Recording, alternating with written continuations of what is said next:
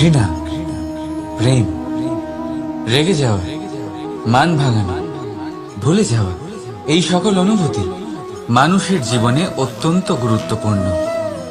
মানুষের এই অনুভূতিগুলো না থাকলে মানুষ একটা যন্ত্রের থেকে বেশি আর কিচ্ছু না। কিন্তু এই অনুভূতি আপনি ভুল দিকে চালিত করলে এরাও আপনাকে আর মানুষের মতো বাঁচতে দেবে না।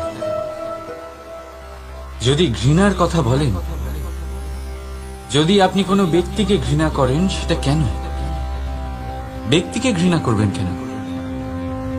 ঘৃণা করুন তার স্বভাবগুলিকে, সেই স্বভাবগুলিকে যা সেই ব্যক্তিকে অপ্রিয় করে তুলছে।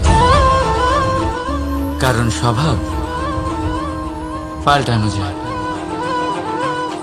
সেইভাবেই রাগ করুন, কিন্তু তাদের কথায়, তাদের ওপরে নয়। কারণ কথা বদলে দেওয়া সম্ভব। ভুলতে হলে ভুলুন তাদের ত্রুটি, তাদের নয়। কারণ ভুল অবশ্যই শুধরে নেওয়া যায়। প্রেম করুন তবে তাদের আত্মার সাথে, তাদের অনুভূতির সাথে, শরীরের সাথে নয়।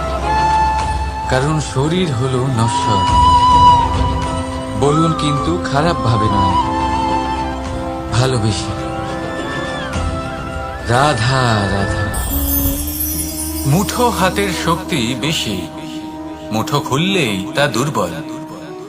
তা এমন কি থাকা উচিত এই বন্ধ মুঠোয় যা লাখের সমান?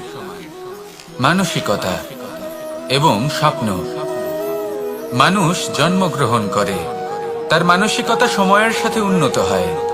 মানসিকতা অনুযায়ী সে স্বপ্ন দেখে, আর সেই স্বপ্ন সার্থক করতে সে পরিশ্রম করতে থাকে। কিন্তু খুব গুরুত্বপূর্ণ একটা কথা আছে যা আপনার মনে রাখা উচিত।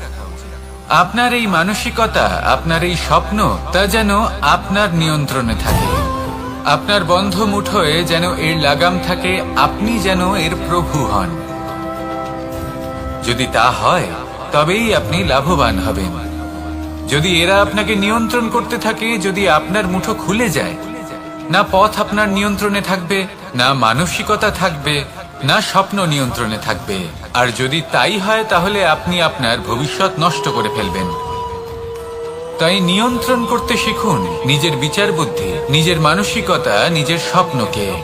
নিজের এই স্বপ্ন পূরণ করুন, আর আমার সাথে ভালোবেসে বলুন রাধা রাধা। প্রত্যেক প্রাণী ভালোভাবে জীবন যাপন করতে চান, এটা তাদের স্বভাবে আছে এবং ভাবাটা অনুচিত নয়।